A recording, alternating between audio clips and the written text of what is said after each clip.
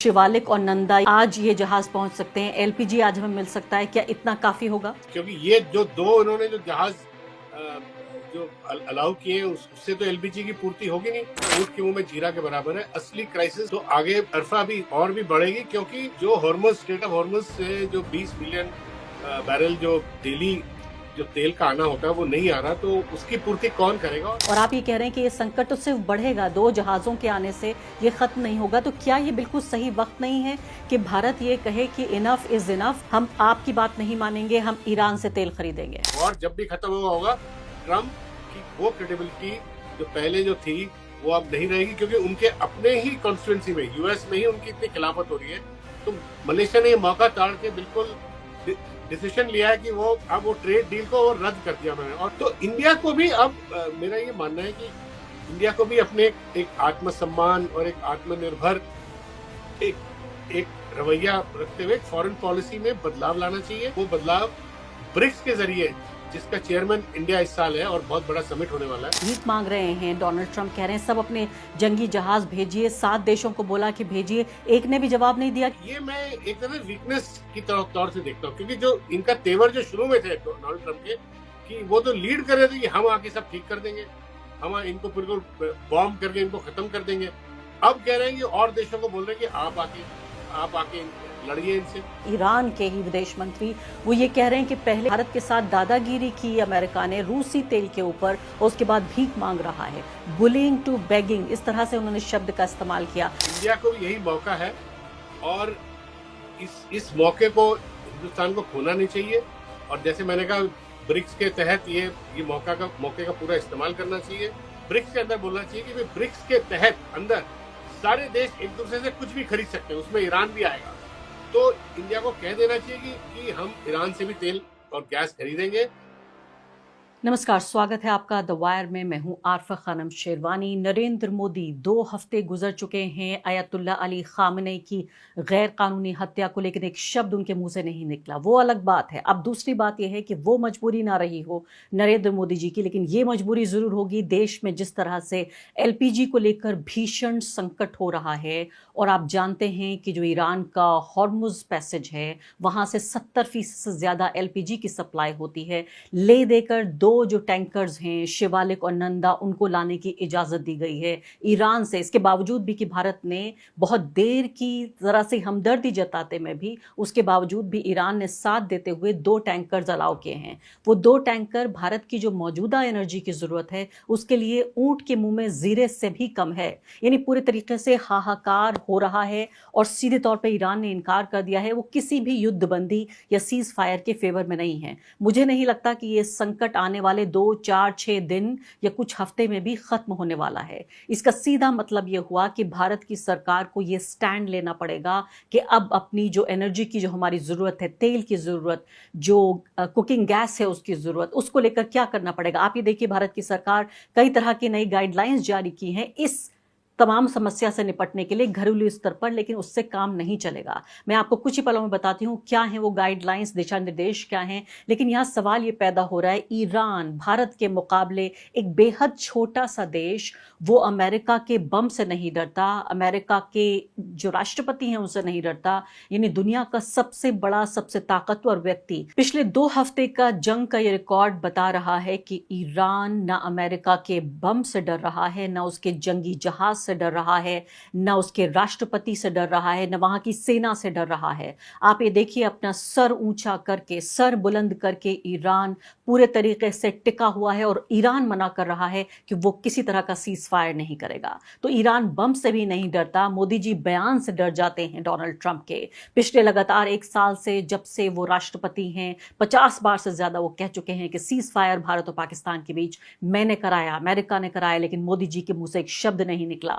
किस तरह से हमको ब्लैकमेल करके, टैरिफ लगाकर, किस तरह से हमारे साथ यूएस और अमेरिका की जो ट्रेड डील की गई उसमें सीधे तौर पे हमारा नुकसान था, हमारे किसानों का नुकसान था, हमारी इकोनॉमी को नुकसान था, उसमें भी एक शब्द हमारे मुंह से नहीं निकला। लेकिन अब नया सवाल ये पैदा हो रहा है, क्या नरेंद्र मोदी डोनाल्ड ट्रंप के सामने अपने उनके मुंह पर ये बात कहेंगे कि भारत के हित में जो है, भारत का जो राष्ट्र हित है, वो नरेंद्र मोदी करेंगे। 140 करोड़ के नेता के तौर पर अगर उन्हें रूस से तेल खरीदना होगा तो रूस से तेल खरीदेंगे, अगर उन्हें ईरान से तेल खरीदना फायदेमंद है तो ईरान से तेल खरीदेंगे। एम के वेणु ये बता रहे थे कि किस तरह से ईरान के साथ जो हमारी डील थी उसमें बेहतरीन वो डील थी, उसको स्वीट हार्ट डील अंग्रेजी में कहा जाता है, यानी हमारा फायदा था। अब हमारे बजट का एक बड़ा हिस्सा तेल खरीदने में जा रहा है, जो अमेरिका या सऊदी अरबिया या वेनेजुएला या अलग अलग जगहों से, या थोड़ी सी अगर रहम हो गया तो 30 दिन तक हम रूस का तेल भी खरीद सकते हैं। तो क्या इसको एक आपदा में अवसर के तौर पर अपनी जो सेल्फ रिस्पेक्ट है, अपना जो आत्मसम्मान है, अपनी जो आत्मनिर्भरता है, क्या उसको वापस लेकर आएगा भारत इसी आपदा में, जिससे दो मसले हल हो सकते हैं। पहली बड़ी बात तो ये कि हमारा जो एनर्जी का भी क्राइसिस है, जो इस संकट आ रहा है एलपीजी का, उसको हम हल करने में कामयाब होंगे। दूसरी बड़ी बात यह है कि हमारे रिश्ते बहाल होंगे, रूस से, ईरान से हम आत्मनिर्भर होंगे कि अपना फैसला अपने हितों के आधार पर हम कर सकें। भारत की सरकार ने दिशा निर्देश जारी कर दिए हैं। भारत की सरकार बराबर ये कह रही है कि ईरान युद्ध की वजह से कोई गैस सप्लाई पर संकट नहीं है, लेकिन कई शहरों में आप ये देखिए किस तरह से लंबी लंबी लाइनें लगी हुई हैं, लोग रो रहे हैं, तड़प रहे हैं। भारत की सरकार ने अब ये भी जारी कर दिए हैं दिशा निर्देश कि कमर्शियल सिलेंडर्स जो हैं उनकी सप्लाई पर रोक लगा दी है, और घरेलू सिलेंडर की लंबी लंबी लाइनें गैस एजेंसियों के बाहर दिख रही हैं। जो नियम बदले हैं उसमें ये वो 14 किलो वाले घरेलू गैस सिलेंडर की कीमत में 60 रुपए की बढ़ोतरी कर दी गई है, और इसके अलावा पाइपलाइन कनेक्शन वाले यूजर्स के लिए भी बड़े बदलाव किए गए हैं। सरकार ने गैस संकट को देखते हुए देश भर में ईसीए भी लागू कर दिया है, और दावा किया जा रहा है किल्लत नहीं है, लेकिन ये तमाम जो लाइनें हैं लगी हुई, ये कुछ और ही कह रही हैं, कुछ और ही बता रही हैं। इसके अलावा सबसे महत्वपूर्ण दो और बड़ी खबरें आप ये देखिए कि डोनाल्ड ट्रंप इस जंग से पूरे तरीके से हाथ झाड़ते हुए नजर आ रहे हैं। ईरान की इस पूरे मुद्दे पर, पूरी जंग में एक मॉरल विक्ट्री पहले से ही हो चुकी है, एक नैतिक जीत हो गई है। इसको जो ईरान के दुश्मन हैं वो भी मान रहे हैं। खुद नेतन्याहू ने कहा कि अब हमारा सत्ता परिवर्तन, तख्ता पलट ईरान में हमारा ऑब्जेक्टिव नहीं रहा। ये खुद अमेरिका भी कह रहा है कि तख्ता पलट हम नहीं कर पाएंगे। तो सीधे तौर पर जो एक नैतिक जीत ईरान की हो सकती थी वो हो रही है, यानी पूरा वर्ल्ड ऑर्डर जिसे हम कहते हैं, यानी दुनिया में जो सत्ता का संतुलन है वो बदल रहा है, पावर ऑफ बैलेंस बदल रहा है। जो विश्वसनीयता है अमेरिका की वो कम हो रही है। इजराइल का कद जो है पूरी दुनिया में बेहद घट चुका है, इसके अलावा का जो उसको नुकसान हो रहा है। आप ये देखिए इस हॉर्मुज को लेकर, जो ये पैसेज है हॉर्मुज, इसको लेकर पूरी दुनिया में चर्चा हो रही है। अब डोनाल्ड ट्रंप ये कह रहे हैं कि जो देश यहाँ पर जो इस हॉर्मुज के पैसेज से अपना ईंधन लेके जा रहे हैं उनको आना चाहिए। 7 देशों को उन्होंने दावत दी कि आइए अपनी जंगी जहाज लेकर और इसको हॉर्मुज को आजाद कराइए। एक देश आगे बढ़ के नहीं आया जिसने ये कहा हो कि हाँ हम अपने जहाज लेकर आ रहे हैं और हम आजाद कराएंगे। उनकी तमाम ये पुकार और गुहार और ये अपील सब कुछ जाया हो रही है। यानी अमेरिका का कद जितना था दुनिया में वो घट रहा है। क्या मोदी जी इस बात को सुन रहे हैं? क्या उनको अपने कानों से सुनाई दे रहा है कि अमेरिका वो अमेरिका नहीं है जो इस जंग से पहले था? क्या वो इस अवसर को देख रहे हैं इस आपदा में? तो आप ये देखिए बड़े बड़े देश दुनिया के वो अमेरिका की किसी भी अपील या गुहार या पुकार पे नहीं आए। दूसरी महत्वपूर्ण बात यहां पर यह भी देखने वाली है कि मलेशिया जैसा छोटा देश, उसने भी पिछले साल ये एक डील की थी डोनाल्ड ट्रंप और अमेरिका के साथ। उस डील को अब उसने पूरे तरीके से नल एंड वाइड करार दे दिया, यानी इस डील से वो पीछे हट गया है। अगर मलेशिया कर सकता है तो भारत क्यों नहीं कर सकता? अगर मलेशिया कर सकता है तो भारत यूएस और इंडिया के बीच जो डील हुई थी या तो उसको खत्म करे, या फिर ये कहे कि ये डील रहे लेकिन उसके बावजूद भी अपनी जो आज़ादी है, अपनी जो स्वायत्तता, ऑटोनॉमी है, हम उसको बरकरार रखेंगे और जिससे मन करेगा उससे हम तेल खरीदेंगे। तो इस नए संकट से उभरने के लिए जो नहीं लगता कि अभी जल्द खत्म होगा, जिस तरह से ईरान अब ने सीधे कह दिया है कि वो सीज फायर के लिए तैयार नहीं है, उसको बदला चाहिए, इस तरह के बयानात अलग अलग जो उनके नेता हैं उनकी तरफ से आ रहे हैं। लगता नहीं है कि जंग को 1-2 दिन में खत्म होने वाली है। द वायर के फाउंडिंग एडिटर एम के वेणु इस वक्त मेरे साथ मौजूद हैं। वेणु, सबसे बड़ा सवाल तो यही पैदा हो रहा है कि 2 हफ्ते में अब हम यहाँ पहुँच चुके हैं कि किसी तरह से हम शुक्रगुजार हो रहे हैं कि हमारे 2 जहाज़ों को आने दिया है, और माना जा रहा है कि क्या इससे थोड़ा बहुत जो है वो शिवालिक और नंदा, ये 2 जहाज़ आ जाएंगे, थोड़ी बहुत राहत होगी। अभी 2 घंटे पहले की खबर मैंने पढ़ी है कि आज ये जहाज़ पहुँच सकते हैं, एलपीजी आज हमें मिल सकता है। क्या इतना काफ़ी होगा? देखिए अरफा, ये तो एकदम जो इस वक्त जो संकट भारत पे मंडरा रहा है और जो एलपीजी की क्राइसिस है और तेल की भी क्राइसिस है, उसका ये एक बहुत ही छोटा सा एक समाधान है, और इसमें तेहरान ने ईरान ने इंडिया के प्रति एक एक जेनरोसिटी दिखाई है, ये 2 शिप्स को जो आने दी। और इसमें जो उनका स्टेटमेंट जो आया, जो ईरानियन जो मिनिस्टर है, उन्होंने कहा है कि ये इन्होंने ईरान ने हिंदुस्तान के लोग जो है, ज्यादातर लोग, उन्होंने कहा मेजॉरिटी ऑफ इंडियंस, जिस तरह उन्होंने ईरान के प्रति सहानुभूति को जताई है, और जिस तरह उनके साथ ईरान के साथ खड़े हुए हैं, और इस इलीगल वॉर को उन्होंने, जो लोगों ने जिस तरह उसका खंडन किया है, उसको चलते हुए उन्होंने ये एक जेस्चर उन्होंने दिखाया है। मगर ये बिल्कुल, जैसे मैं बोल रहा था, ऊंट के मुंह में जीरा के बराबर है। असली क्राइसिस तो आगे अरफा भी और भी बढ़ेगी, क्योंकि जो हॉर्मुज, स्ट्रेट ऑफ हॉर्मुज से जो 20 मिलियन बैरल जो डेली जो तेल का आना होता है वो नहीं आ रहा, तो उसकी पूर्ति कौन करेगा? और आगे जाके जो एलपीजी की जो क्राइसिस है, क्योंकि ये जो 2 इन्होंने जो जहाज जो अलाउ किए हैं, उससे तो एलपीजी की पूर्ति होगी नहीं। तो तो बड़ी ईरान के प्रति क्या इंडिया की पॉलिसी है? ईरान, मैं केवल ईरान की बात नहीं कर रहा, एक ब्रॉडर जियोपॉलिटिक्स में एक तरफ एक खेमे में अमेरिका, इजराइल वगैरह है, और उनके साथ यूरोप पहले हुआ करता था। यूरोप भी ईरान के प्रति डिवाइडेड है। यूरोप के भी कई देशों ने अमेरिका की खिलाफत करी है, जैसे स्पेन ने करा है, और भी कई देशों ने नहीं, और वेनु, इसके अलावा हॉर्मुज को लेकर जो एक तरह से प्लीड कर रहे हैं, रहम की भीख मांग रहे हैं, डोनाल्ड ट्रंप कह रहे हैं सब अपने जंगी जहाज भेजिए, 7 देशों को बोला कि भेजिए, एक ने भी जवाब नहीं दिया कि हम कोई जंगी जहाज हॉर्मुज पे भेजेंगे। मैं कहने वाला था अरफा, जो डोनाल्ड ट्रंप, आप देखिए, जो पिछले जो 10 साल में, जो पिछले 10 दिनों में जो हुआ है, इससे ईरान ने अपना परसेप्शन बैटल तो जीत लिया है। क्योंकि ये दावा जो कर रहे थे 2 दिन में खत्म हो जाएगा, खमेनी साहब को टारगेट करके बिल्कुल रेजिम चेंज हो जाएगा, कुछ नहीं हुआ।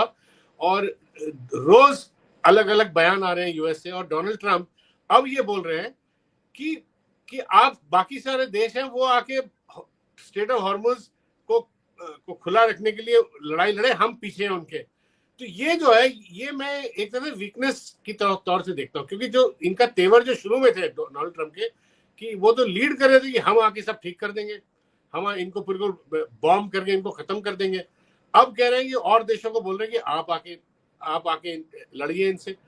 तो ये जो है, ये खासकर इनकी वीकनेस को दर्शाता है, और यही एक कारण है जिसकी वजह से मैं कहता हूं कि इंडिया को अब अपनी जो फॉरेन पॉलिसी नीति है, जो इन्होंने, जो मोदी साहब जो इजराइल जाके जो वापस आके, और जिस तरह का जो उन्होंने एक खेमे में इंडिया को बिल्कुल रखने का जो एक परसेप्शन है, इसको अब ठीक करना बहुत जरूरी है। और जैसे, जी हाँ, मैं अगला सवाल पूछती हूँ आपसे वेनु, इससे पहले कि मैं जो ब्रॉडर फॉरेन पॉलिसी के सवाल हैं उस पर मैं आऊँगी।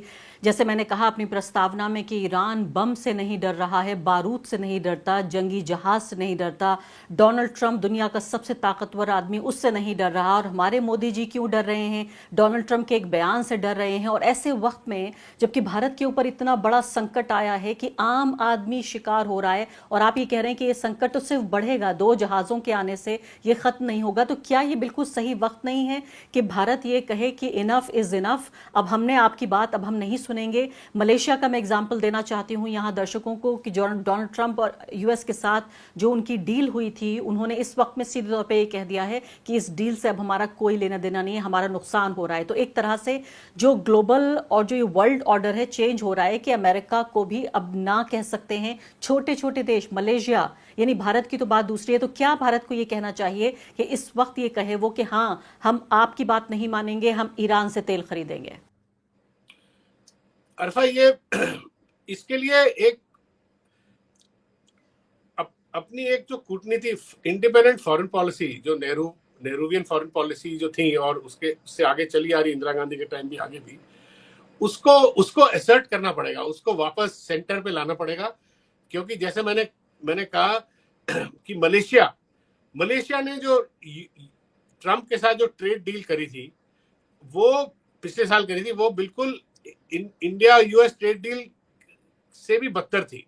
उसमें मलेशिया ने ये भी उनको प्रॉमिस कर दिया था कि पूरा जो जियो पॉलिटिक्स जो अमेरिका के साथ रहेंगे, कल को अगर अमेरिका चाइना के खिलाफ अगर कोई सैंक्शन करता है या उसके खिलाफ एक्सपोर्ट कंट्रोल डालता है, तो मलेशिया भी यूएस को फॉलो करेगा, इसके बजाय चाइना से अपनी इंडिपेंडेंट नीति रखेगा। अब आप सोचिए, इतनी ज्यादा उन्होंने कमिटमेंट कर दी थी, मगर मलेशिया ने भी इस ईरान यूएस वॉर के बीच में उसने भी अंदाजा लगा लिया कि अब यूएस ट्रम्प की वो क्रेडिबिलिटी अब रहेगी नहीं। ये वॉर जब भी खत्म होगा, ट्रम्प की वो क्रेडिबिलिटी जो पहले जो थी वो अब नहीं रहेगी, क्योंकि उनके अपने ही कॉन्स्टिट्यूंसी में यूएस में ही उनकी इतनी खिलाफत हो रही है। तो मलेशिया ने ये मौका ताड़ के बिल्कुल डिसीजन लिया है कि वो अब वो ट्रेड डील को रद्द कर दिया उन्होंने, और उसका उन्होंने सुप्रीम कोर्ट का जो यूएस सुप्रीम कोर्ट का जो जजमेंट था उसका सहारा लिया। अब इंडिया ने अब देखिए, इंडिया ने अभी तक कोई बात नहीं कही। इंडिया ने केवल ये कहा है कि हम दोबारा से ट्रेड डील को रिव्यू करेंगे, जबकि मलेशिया ने कहा कि बिल्कुल हम इसे रद्द कर रहे हैं।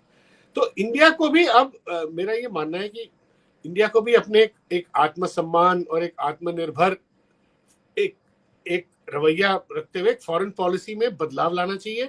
और जैसे मैंने पहले कहा, वो बदलाव ब्रिक्स के जरिए, जिसका चेयरमैन इंडिया इस साल है और बहुत बड़ा समिट होने वाला है, उसके जरिए। और मैं कई कूटनीति के एक्सपर्ट से मैंने बात करी आज, पुराने एम्बेसडर्स, फॉरेन सेक्रेटरीज वगैरह, वो ये कह रहे हैं कि ब्रिक्स के जरिए इंडिया को अभी भी एक मौका है कि अपना पोजीशन जो बिल्कुल अभी यूएस इजराइल के साथ खड़े हुए दिखता है, उसको थोड़ा खींच के ईरान के और चाइना, रशिया, इनके प्रति जो ब्रिक्स में और देश है, ब्राजील, उसमें यूएई भी है, इथियोपिया भी है, तो अपनी एक इंडिपेंडेंट पॉलिसी और ग्लोबल साउथ में अपनी साख रखने वाली अब बात इनको करनी चाहिए। जी हाँ, वेनु, आप ये कह रहे हैं कि अभी भी हमारे पास, आप ये कह रहे हैं कि ये संकट हमारे सामने जो है, ये एक आपदा नहीं, ये अवसर ही है। मैं मोदी जी के शब्दों में कहूं तो इस आपदा में मोदी जी के लिए अवसर ये है कि वो हम अपनी आत्मरक्षा, यानी हम अपने आत्मसम्मान की रक्षा कर सकते हैं इस क्राइसिस में। मुझे ये बताइए कि किस तरह से ईरान के ही विदेश मंत्री वो ये कह रहे हैं कि पहले ईरान भारत के साथ दादागिरी की अमेरिका ने रूसी तेल के ऊपर, और उसके बाद भीख मांग रहा है, बुलिंग टू बेगिंग, इस तरह से उन्होंने शब्द का इस्तेमाल किया। तो हमने तो अपने को बुली करना, यानी किसी के, अमेरिका हमारे ऊपर दादागिरी दिखा रहा है और हमारे विश्वगुरु खामोश बैठे हैं। ये बताइए, आप ये कह रहे हैं कि आखिरी मौका है हमारे पास, हम दो चीजें कर सकते हैं। एक तो हम ये कर सकते हैं कि हमारा अभी जो मौजूदा जो एनर्जी क्राइसिस है, जो एलपीजी का, तेल का क्राइसिस है, मैंने दर्शकों को बताया विस्तार से कि कैसे यहाँ पर होटल इंडस्ट्री में आम लोग किस तरह से एक दंगे की तरह की स्थिति हो रही है, एक पूरी तरीके से बौखलाहट हो रही है और ये आगे बढ़ सकता है। तो एक तो हम इस संकट से पार पा सकते हैं, दूसरे अपना आत्मसम्मान बचाकर एक आजादाना, एक इंडिपेंडेंट फॉरेन पॉलिसी हम ला सकते हैं। बिल्कुल अर्फा, ये मैं कहूंगा कि इंडिया को भी यही मौका है और इस मौके को हिंदुस्तान को खोना नहीं चाहिए। और जैसे मैंने कहा, ब्रिक्स के तहत ये मौके का पूरा इस्तेमाल करना चाहिए। और ये मैं बिल्कुल इस बात से कन्विंस्ड हूं कि इस जंग के बाद इसमें ईरान की हार नहीं हुई है और ईरान ने पूरी तरह अपने आप को, अपना पूरा एक वर्चस्व दुनिया को दिखाया है। और उसी वजह से मैं कह रहा हूं कि ट्रम्प और यूएस की क्रेडिबिलिटी कम होगी और इंडिया को इस वक्त, अभी नहीं तो बाद में एकदम बोलना चाहिए, ब्रिक्स के अंदर बोलना चाहिए कि भाई ब्रिक्स के तहत अंदर सारे देश एक दूसरे से कुछ भी खरीद सकते हैं, उसमें ईरान भी आएगा। तो इंडिया को कह देना चाहिए कि हम ईरान से भी तेल और गैस खरीदेंगे। क्योंकि आपको याद होगा, जब इन्हीं ट्रम्प साहब से डर के जब 2019 में इंडिया ने इंडिया जो ईरान से तेल लेता था, आयात करता था, और उसको जब रोका, तो आप सोचिए उसका कितना नुकसान हुआ। ईरान हमें रुपी ट्रेडिंग के तहत वो हमें तेल देता था और उस क्रेडिट देता था और सस्ता तेल देता था, इंश्योरेंस हमारी फ्री होती थी। उसके बाद ईरान से पूरा हटके इंडिया ने फिर तेल यूएस, सऊदी और देशों से लेना शुरू किया। और उसका मैं पढ़ रहा था, उसका सालाना, ईरान से हटके जब औरों से तेल लेना शुरू किया, सालाना 6 से 7 बिलियन डॉलर अरफा ज्यादा देना पड़ा। 6 से 7 बिलियन डॉलर इंडिया जैसे गरीब देश के लिए बहुत होता है। और आप सोचिए, तब से अभी तक 6 साल हो गए, 6 साल अब हर साल $7 बिलियन अब ज्यादा देते हुए आ रहे हैं। कम से कम 3 लाख करोड़ तो आप सेव करते, फॉरेन एक्सचेंज सेव करते। और सालाना अगर आप पैसा अगर सेव करते, ये 6 से 7 बिलियन डॉलर का जो सेविंग अगर होता, तो आप सोचिए कि कितना इंडिया को फॉरेन एक्सचेंज से होता और भी फायदे होते।